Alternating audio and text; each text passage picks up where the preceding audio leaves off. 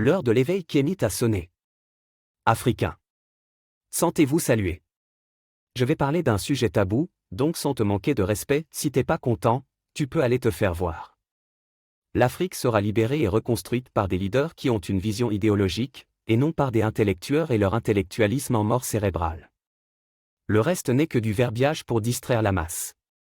J'aimerais qu'on parle de la servilité de notre peuple. Comme vous venez de le constater, nous sommes en face de deux types d'Africains très différents. On a ceux qui ont choisi de suivre le troupeau et d'autres par ceux qui ont choisi d'utiliser leur cerveau. Par exemple, la question du divin est une question éminemment culturelle. Et cela s'observe chez tous les peuples du monde sauf en Afrique.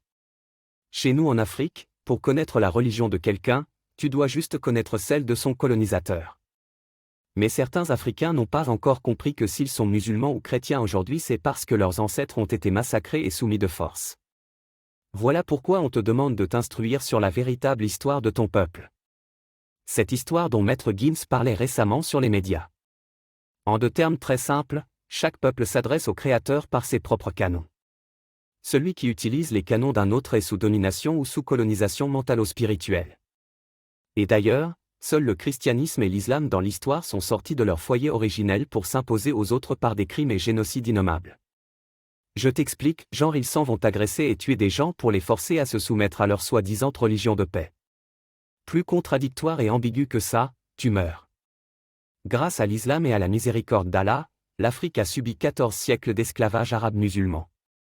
Il existe notamment un livre à ce sujet qui s'intitule Le génocide voilé de l'écrivain Tidiane Ndiaye. En ce qui concerne les désastres du christianisme en Afrique, franchement les gars, je vais pas vous faire un dessin. Vous savez déjà que les mêmes missionnaires européens qui étaient censés nous apporter la parole du Christ, ce sont les mêmes qui ont pratiqué sans état d'âme la traite négrière en Afrique pendant des siècles. Tous ces crimes contre l'humanité commis par les missionnaires européens en Afrique ont eu lieu bien évidemment avec la bénédiction du Vatican. Ils portent en eux la vision unilatérale, le dessein hégémonique d'un monde organisé autour d'un seul pôle, celui que chacun des courants porte. En cela, l'Africain doit vraiment interroger, sans fantaisie ni complaisance, ces religions importées qui nous ont été imposées hier par les colons arabo-occidentaux aux grandes dames de notre propre culture africaine. Peuple africain. Hier ton esclavage était fait à base de chaînes bien solides.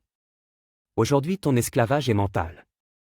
L'Afrique est le continent où il y a plus d'églises et mosquées que d'écoles, hôpitaux et bibliothèques réunies. Ça se voit que les gens comptent sur tous les dieux possibles pour régler les problèmes de l'Afrique. C'est triste. Je te laisse réfléchir sur ça. Et je te dis à la prochaine. Toutefois n'oublie pas de t'abonner et de partager la vidéo si tu veux que ce message atteigne les oreilles de certains nègres de maison.